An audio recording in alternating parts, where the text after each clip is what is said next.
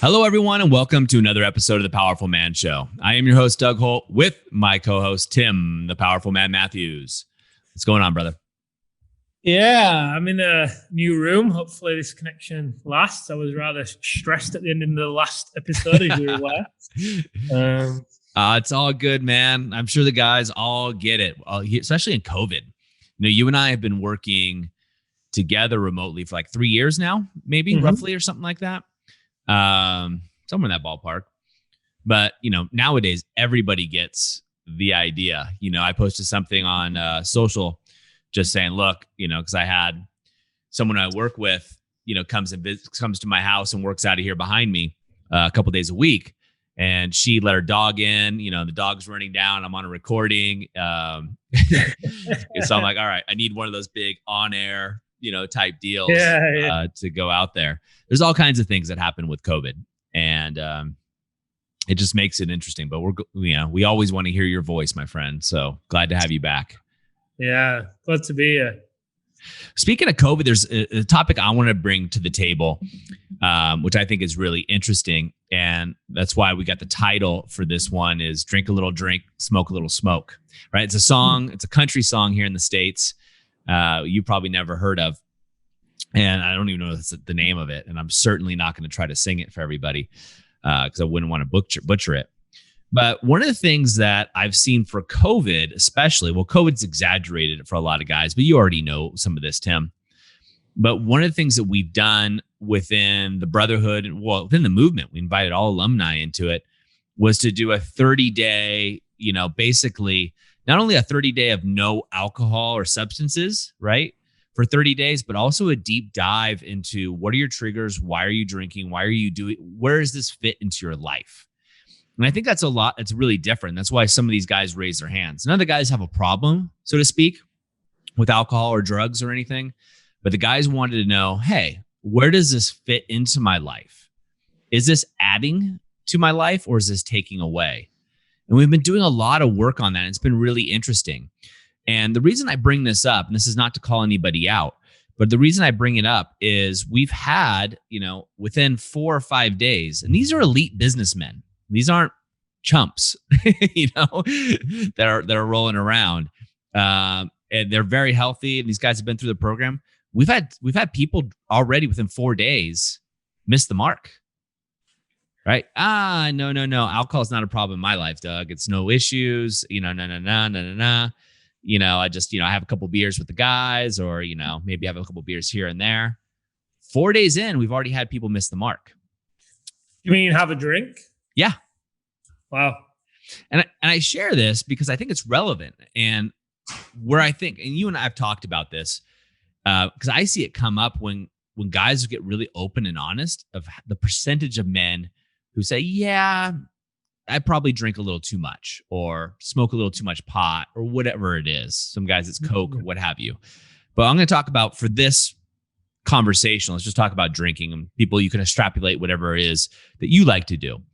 But one of the ways I like to look at it is if I talk to your wife, would she say you drink too much? Right? Or your spouse or your ex-wife for that matter. And the answer is almost always yes. When I talk to guys and I ask them that question, it's always no, I don't drink too much. But and then I go, okay, cool. If I were to ask your wife, what would she say? Well, yeah, maybe she'd like me to drink a little less here and there. And that's where it comes in because there's such a stigma against alcohol or drinking too much or drugs. Because if you're thought of to drink too much, you're automatically an alcoholic, right? Tim, he drinks 2 beers every night. He's an alcoholic. He's trying to take 30 days off from drinking. He must be an alcoholic. He must have a problem, is what they say. And the interesting thing with this group, what we're finding is most of these guys don't drink that much, but they want to know, the reason they're doing this is what role does alcohol play in their life? Are they in control or is alcohol in control? Now, I think sugar is much more addictive in my experience, and you can substitute sugar or any other drug or anything else for this. But really the big thing where I think the real win here is actually doing the inquiry. Are the things that we're doing in our life adding to what we want to do or subtracting from? Are we drinking because, hey, it's 5 o'clock somewhere, let's go have happy hour cocktails, or I'm at lunch with Tim, we always get a beer? And what are those triggers? Now, one of the triggers I noticed for me coming down, because obviously I'm doing it with the guys, or maybe not obviously, but I am doing it with the guys, is coming down from the mountains, right? We were going sledding with the kids. And when I go snowboarding or skiing, when I come down the mountain, I'm usually with a friend, or I'll meet a friend for a beer and a sandwich, a hamburger or something afterwards. So that's what everybody does. So we came down from the mountain from the kids, and all of a sudden, instantly, beer sounds so good right now. Mm-hmm. I just started laughing to myself, because that's just conditioning. Right? Mm-hmm. Yeah, beer sounded good, but the only reason a beer sounded good is because I was coming off the mountain, and I associate coming off the mountain from skiing or snowboarding, grabbing a beer with a buddy and talking about the runs or just hanging out, right? A fun, epic day. And I want to throw it to you, Tim, is where do you see this playing out for men where they're not looking at these patterns, or they are, and how do they serve them?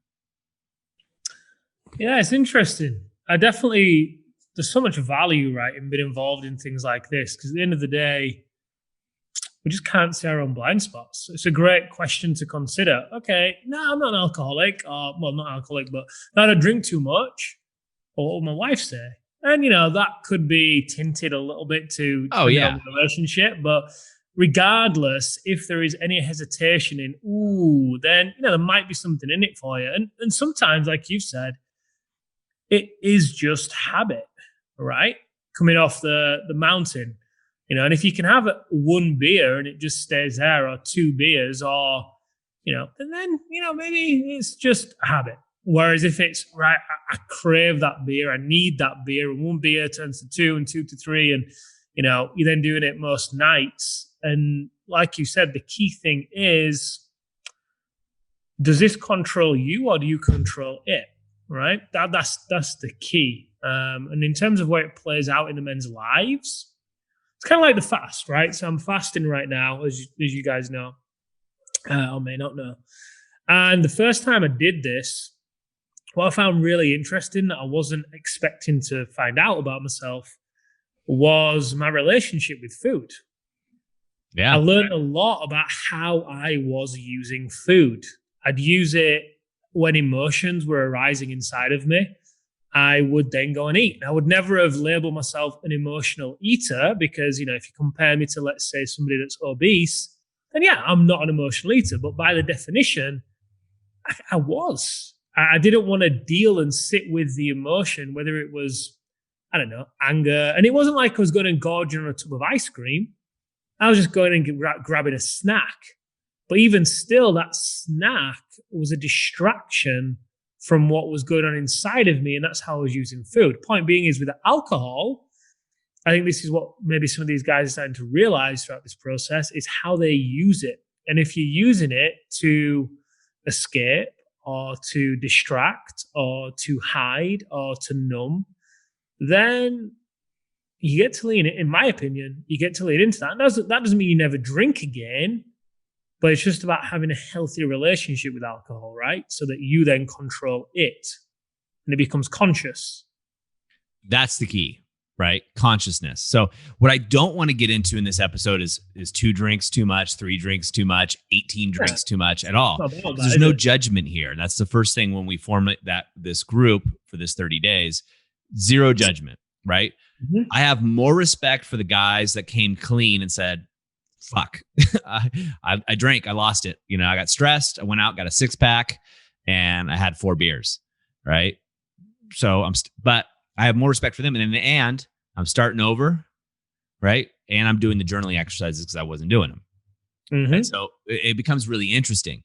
It's the introspection here of what is it doing? Like you, when I did my fast, what I notice is when I come out of my man cave office down here and I go upstairs, I always pass the pantry. And when I was fasting, I still would open the pantry door, and then I just start laughing at myself, right? Why am I here? Right? It was just habitual, and I would do it every time, just like the beer. Or another thing I've noticed since this is there's a woman, Darcy, who who works for me, who comes here twice a week. She comes here, she works all day. we're all good friends. She hangs out with my kids, my wife, etc. At the end of the workday, I open a nice bottle of wine. We sit around, we chat. She plays with the kids. We just have a good conversation, right? It's COVID. We don't see anybody. We all have a good time, right? Yesterday, Darcy was here. I'm not drinking, so I didn't open any bottle of wine. Darcy left. So, and I'm sure it's circumstantial, but you start to notice patterns. You start to notice things. And one of the things that you said, I think even when you and I first met, whatever when that was 3-4 years ago, however long, seems like eternity. But when you and I first met, is one of the things that you did is you looked at all your friends and said, who can I have clean fun with?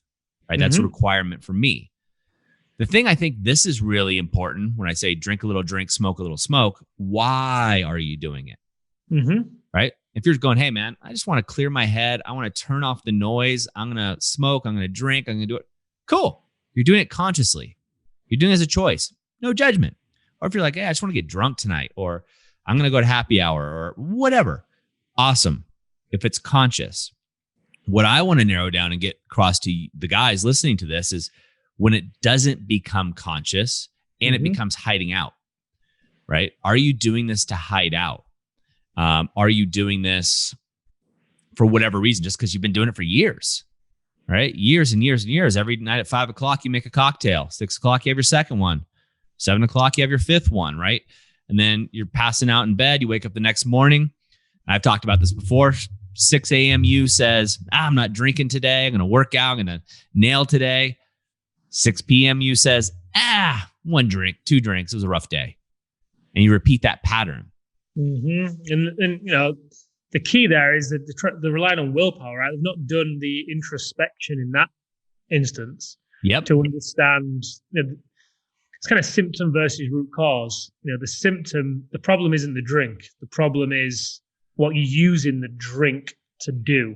And inevitably, maybe these guys that kind of caved a few days in, maybe that's what they did. Maybe they were relying on willpower because kudos to them. They recognized, hey, there's something I want to change here. Relying on willpower, and that's just a tough thing to do. But then when they realize, hang on a minute, willpower isn't enough, I get to go deeper with this, because the other side to this, the other side to this coin, right, is, okay, so when I understand what I am using alcohol to do, be it, let's say I'm using alcohol as a way to, when I have alcohol, I'm fun. Yeah, when I have alcohol, I walk in through the door. No, sorry, when I have alcohol, and then become the CFO at home. We've spoken about being the CFO before, right? And really, the story then might be, well, I need alcohol in order to be that fun, happy-go-lucky guy.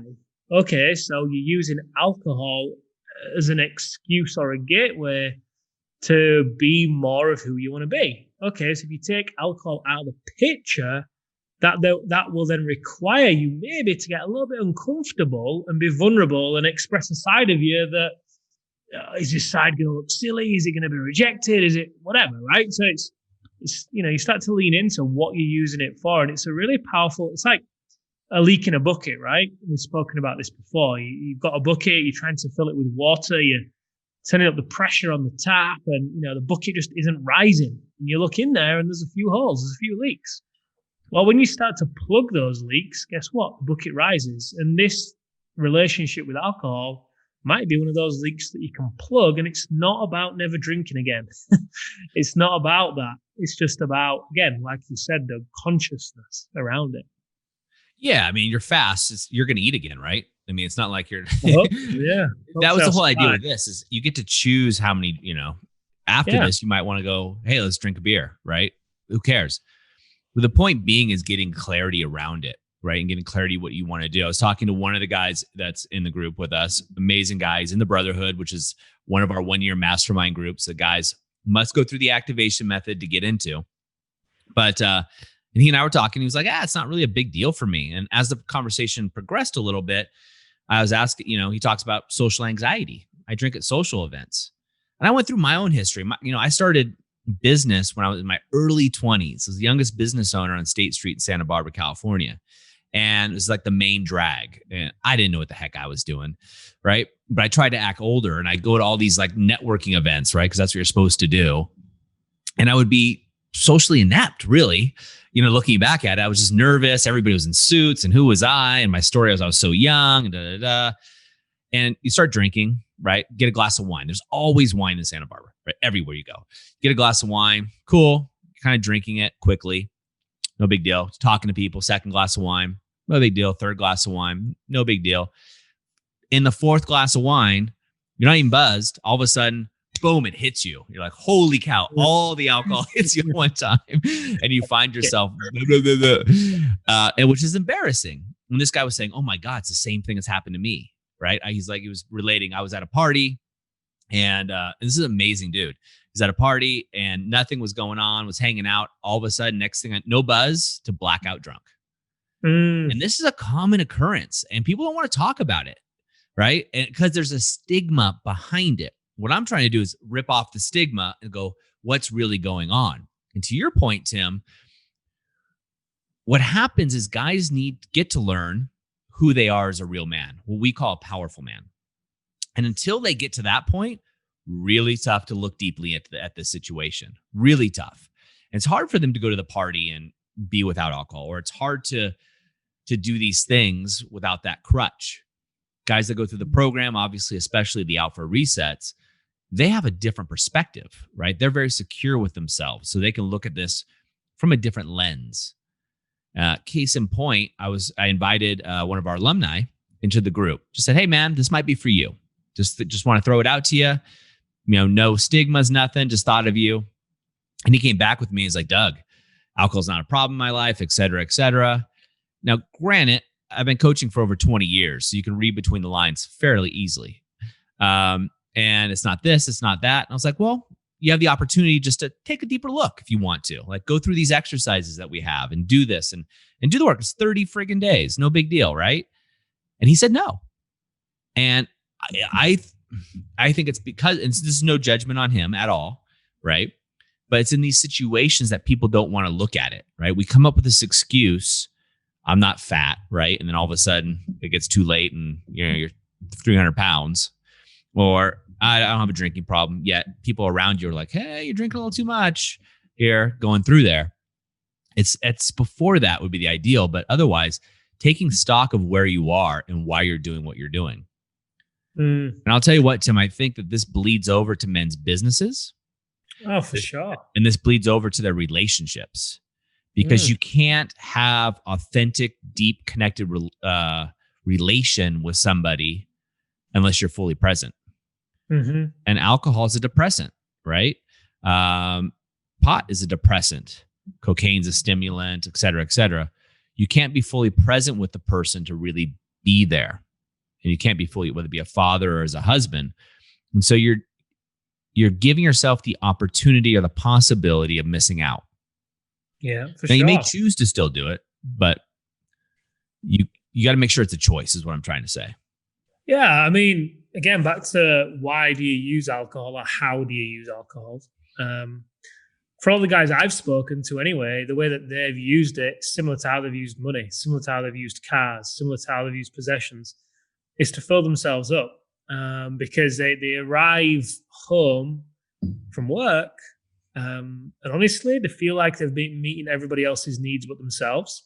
They don't know what they like to do for fun anymore because everything's become about work. They don't really understand how to fill their cup, or even that the cup is really empty. And they just know that alcohol's the quick and easy thing that they have been conditioned really to go to over the years in society, right? It's just an easy thing. And that's usually what they do. They'll go to alcohol, they'll feel better because it kind of numbs the anger, the frustration.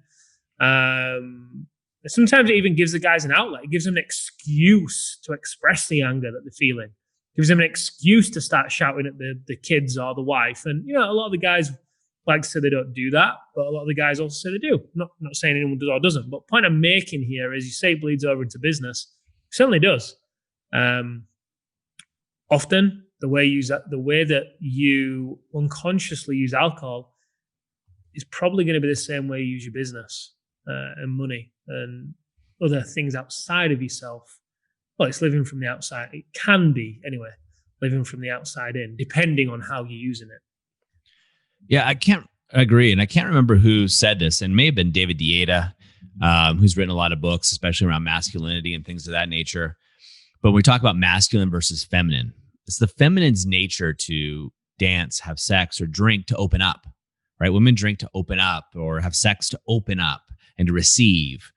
Where men, we do it to release, right? Mm-hmm. You look at men tribal dancing versus women, it's very different. I've done tribal dancing before, and it is friggin' masculine when it's done right, right? It is powerful. Same thing with drinking. A lot of guys will drink to obliteration, right? We drink to obliterate our ego. And I think that's really where, until guys realize that, that's a different paradigm shift. And you can still do it, right? There's nothing wrong with it. I like drinking, quite honestly. I like having the buzz. I like having a couple beers with the guys, talking a little trash, having some fun.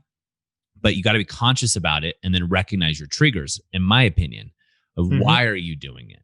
And when does it become habitual or subconscious going through? And I think that's the key. If you recognize that masculine men, right, which is going to be the listeners that we have, masculine men tend to do this to obliterate or to destroy, just like we watch action movies. We watch action movies because we want to destroy stuff, obliterate our ego. Men will zone out to a show far faster than a woman would.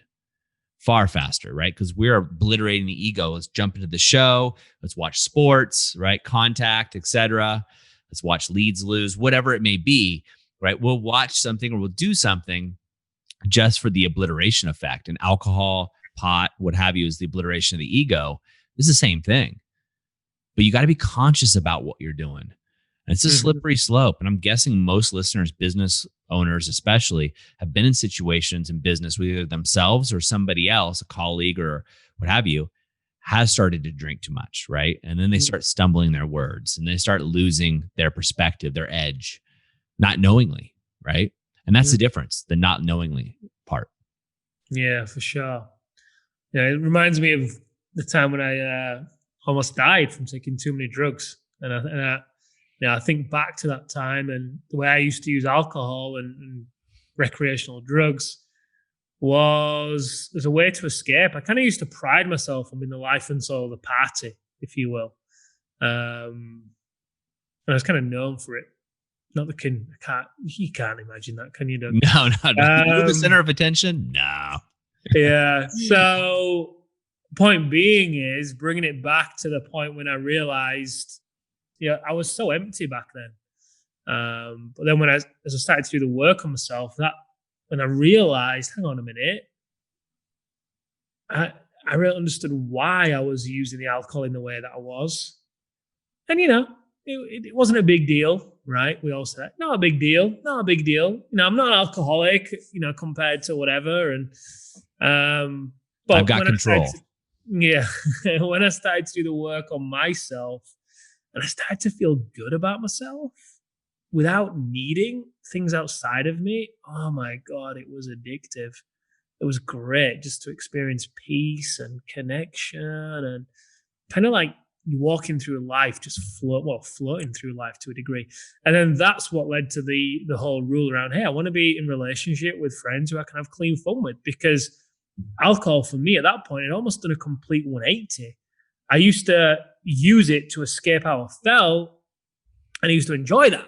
But that then became the thing I disliked because I then started to feel so good in my own skin that I didn't want to escape it. And so it's a great place to be. And I think looking back for me, that the first thing was recognizing where I was and how I was using it. And for me, it took an event like going into hospital to I knew I was using it in certain ways to a degree. And it wasn't like I was some, look, the stigma coming in, right? The story. It wasn't like there was some dysfunction around it, but, even still, it was there. There's totally a stigma around it. So, no, you caught yourself, which I think is awesome, man, because you've been so transparent about your experience. And that's so rare. It's one of your gifts. But there's this stigma of like, what are other people going to think? Are they going to think I'm this junkie on the streets, scoring heroin every day? No. And I think that stigma, coming from almost a puritanical culture, that stigma is what stops these conversations. Just like the Oh, stigma of what does it mean to be a powerful man? Guys will talk about it, but within with a room with a bunch of women, they're like, "Oh, yes, dear." It's not standing in your power. And I think bringing light to something is always great, right? Then you can make decisions from it. And that's what I was trying to do with this group is take away the stigma and allow people a comfortable, quote unquote, safe place to look at this and say, hey, is this serving me or not? And if it is, why? And if it's not, why not? And then I can make a choice from that field of what I want to do. yeah, for sure. And I think the key is, again, like with everything, you need to understand where you are, right? If you want to get feedback from the people around you, like your wife or whoever else, cool, get it. And also maybe keep a diary for a week, right? Just write down what you drink for a week. Don't change it because you're keeping a diary, but just write down what you drink for the week, but also why you're drinking. And maybe you don't even know some nights. Maybe it's just like, I'm just doing it because this is what I do. But I think from that place, yeah, what if you were to then try just, okay, I'm realizing here I'm drinking Thursday to Sunday, I'm drinking. Okay, well, what about if I cut out Thursday? What then arises for you when you cut Thursday out? Do you then start to get annoyed, pissed off, agitated because you can't have the alcohol? Maybe there's something there then. Maybe you get to lean into that further. What was that providing you with? Maybe you don't. Maybe you're just fine. But I think, if you're even getting triggered right now listening to this conversation, your knee-jerk reactions, no, not me, and there's no openness to it, maybe that's a sign that you get to lean in. But if you just resonating and you want to lean in, then I think there's a really great opportunity for you here to plug one of those leaks in that bucket that goes towards you being that powerful man and standing in your power. It's difficult to stand in your power if you're leaking power all over the place. You got to plug those leaks. And this might just be another one of those leaks. We've all got them, but the key is finding them and plugging them. Yeah, and we'll end soon, and I'll leave on a note is one of the common objections I hear from guys is, Doug, I have business meetings, and my business meetings are social. They involve around taking clients out, drinks, etc. Second thing is, what are my friends going to think, right? All of a sudden, I'm the social guy. I'm the life of the party, like you said, Tim. And what are people going to do? And that's a real fear, right? I know a guy, very well-respected guy, super intelligent, and he was really scared. Like, what are my friends going to do? I'm the social guy. I'm the guy that makes margaritas and get beers, and everybody, we still, have a great time. And he's in his 50s. And I'll tell you what, I've done this several times. Almost every year I take 30 days off, right? It's kind of, for me, it's a keep myself in check and check into what I'm doing. I have family members who are alcoholics. And so I want to make sure that I don't go down that slippery slope, right? And again, I do like to drink. I like the buzz. I like the taste, all of those things, which can add up to a problem if unchecked. So I just do it. Like 30 days every year, I'm going to do it. And it's worked well for me. It served me well. And I can tell you, every time I do it, I get a bunch of guys that talk a bunch of shit to me. Always. Oh, what are you doing? You wimp. They use other words. Come on, come out, get a beer with me, et cetera, et cetera. And every time, 100% of the time, Tim, that exact same guy, when I stand my ground, like, no, I'm not doing it. This is why I'm not doing it. And it's been really interesting for me. Every one of those guys goes, yeah, man, I really should do that. I've really been talking about this for a while. And, I know my wife and I, we got in this rut where, we're having like 3 or 4 beers a night now. And it's just not feeling good. Anyway, whatever the story is for them. Yeah. 100% of the time, I would say I get crap 30%. 3 out of 10 people give me a little bit of crap for it. 100% of those 3 out of 10 people, when I just explain, no, I'm doing this, I'm firm. They see that I'm not, me, I'm stubborn. I'm not moving from this ledge at all. And I feel very secure with my decision. Every one of them goes, man, I'd like to do that too. And the same thing happened for this guy I'm mentioning, who was extremely social. He runs multiple international companies. He was really scared about it. And he went to parties and people kept offering him drinks. He said no. And they were giving him crap. And the next thing you know, everybody's drunk except for him. And he's looking around going, wait a minute. this isn't quite as fun as it used to be. One, or I'm in the I wrong used to be. room. Second thing is people are calling him up afterwards going, hey man, what are you doing? Like I've wanted to cut back for years. What's going on? And so he's formed deeper relationships with people he's known for 20 plus years because of his choice. He is now leading from the front, and his friends are all international business leaders. I mean, he's got an amazing, black book of people that are close friends of his. They are now even closer because they're now saying, hey, look, this has been kind of a closet concern of mine for a long time. I just haven't seen anybody actually jump ship in a healthy, responsible way. And he's making choices of whether he continues or not. But again, it all comes from leadership and choices in your optics. And guys, I can guarantee any fears you have around this or any stories you have around this are all false, right? 30 days, like Tim said, or start 7 days. Write down what you're doing now. But if you do it for 30 days, every time you want to reach for a drink, write yourself down why. Is it like me, like you're coming down from the mountain and you're like, I hang out with my friends, we're done snowboarding or skiing, we grab a beer, right? It's habitual. It's just funny. It's a funny trigger. I laugh at it. Or like one of the guys said is, it's COVID, so my wife and I open a bottle of wine every afternoon now, but we don't do it. I have no triggers. Not true. The clock is your trigger, right? So these are things that you want to get, guys. And as Tim and I always say on these shows, is get optics. With optics on your life, you can start making decisions. You can start having control. You can start driving the ship that is your life. We talk about you can be a tugboat or you can be the lighthouse, right? Both bring ships in safe harbor. A tugboat goes out, grabs a ship, is needy, needs to do it, where a lighthouse stands strong in any storm. Be the lighthouse, guys. Do what you want to do. Tim, any closing remarks? I was just thinking about the lighthouse versus tugboat. It's such a great analogy, right? Oh, I love it. It's huge. Yeah. So not really. I mean, I think we've covered some great ground here. I think the guys have got some great action steps to take. And just take action, guys. You are gonna face resistance. I imagine you're gonna face resistance from the people around you, especially if they are used to being in a relationship with you that involves alcohol. By default, you behaving in this way is going to cause them to look at their behavior, which they may not like. And that's not your responsibility. That's not your thing. That's their story. That's, it's up to them. And who knows, maybe with your wife, if it brings some stuff up for her, maybe that will open up some great conversations between you guys and bring you guys even closer. But yeah, guys, if this is, ringing true for you, then I really encourage you and implore you to take this further, do the work, and see what opens up. Always. Guys, as always, take action. And if this is your first time with us here at the Powerful Man Show, we invite you to go over to thepowerfulman.com/bonus. That's thepowerfulman.com/bonus and get a free training. Try it for yourself. We're here as a movement of men. Right. This is beyond courses, beyond coaching. This is a movement of men that is truly something that's worldwide. And we want to give you something just so you can experience the greatness within you.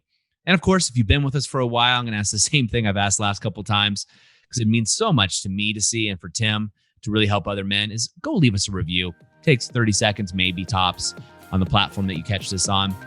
An honest review so other men like you can find this. So guys, as always, take action, be amazing, and we'll see you next time on The Powerful Man Show.